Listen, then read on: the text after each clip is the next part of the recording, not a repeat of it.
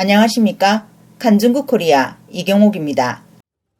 5월 16일 중공국가통계국이 발표한 4월 경제지표에 따르면 청년 실업률이 20.4%로 사상 최고치를 기록했습니다.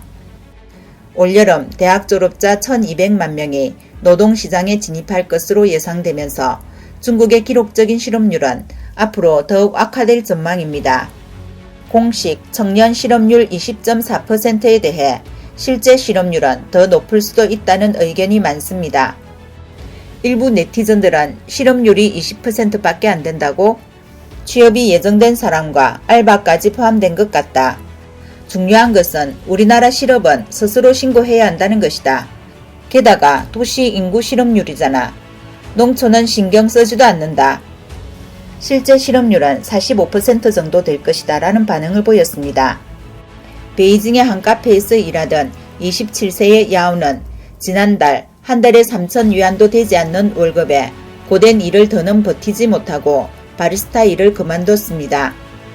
그녀는 월스트리트저널에 자신과 동년배의 실업률은 공식 수치보다 높을 수 있고 또 현재 주변 또래 친구 3분의 1 정도가 무직이라며 그녀는 그냥 탕핑하고 싶다고 말했습니다. 중국 젊은 층에서 유행하는 탕핑이란 욕망, 꿈, 의욕이 없는 상태로 아무것도 하지 않는 것을 뜻합니다.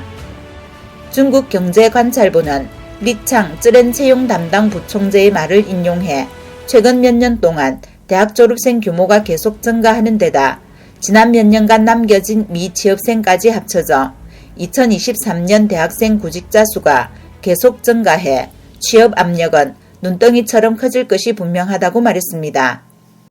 전염병 3년 동안 중공의 엄격한 봉쇄 정책은 중국 경제에 심각한 타격을 주었고 중공은 인터넷, 부동산, 교육, 회사를 무분별하게 탄압했습니다.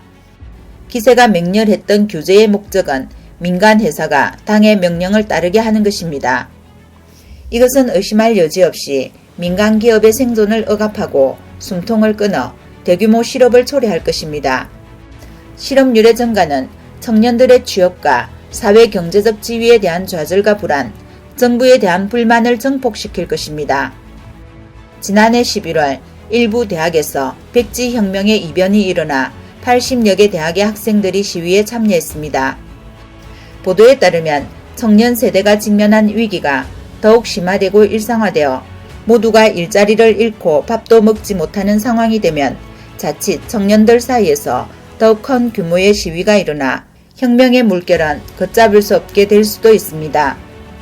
또한 중공당국은 젊은 세대가 사회 안정에 특별한 위험을 내포하고 있다는 것을 잘 알고 있다면서 시진핑은 틀림없이 청년들을 시골로 몰아넣으려는 조치를 할 것이라고 전했습니다. 일부 분석가들은 공산당은 사회 안정을 위해 국가의 미래를 대표할 교육받은 젊은 세대를 시골로 추방하려는 것 아니냐며 마오쩌둥 시대의 산상하양의 길을 다시 걷는다고 분석했습니다. 산상하양 운동이란 마오쩌둥 시대에 중공이 기관 간부나 청년 지식인들을 지방으로 보내 노동자와 농민이 함께 노동하게 해 차상성을 높이려 한 운동입니다. 미국의 소리에 따르면 산상하양 운동은 1950년대에 시작되어 60년대 중반에 발전하였고 70년대 말에 끝났습니다. 당시 중공의 호소와 조직 아래 수천만 명의 도시 지식 청년들을 농촌과 변방으로 지원하게 했고 멀리 타향으로 떠난 청년들은 언제 돌아올 수 있을지 기약도 없었습니다. 당시 청년들이 학업을 중단하고 교육을 계속 받지 못해 상산하향운동은 그 세대의 악몽이 됐습니다. 이번 영상은 여기까지입니다. 구독과 좋아요는 격려입니다. 시청해주셔서 감사합니다.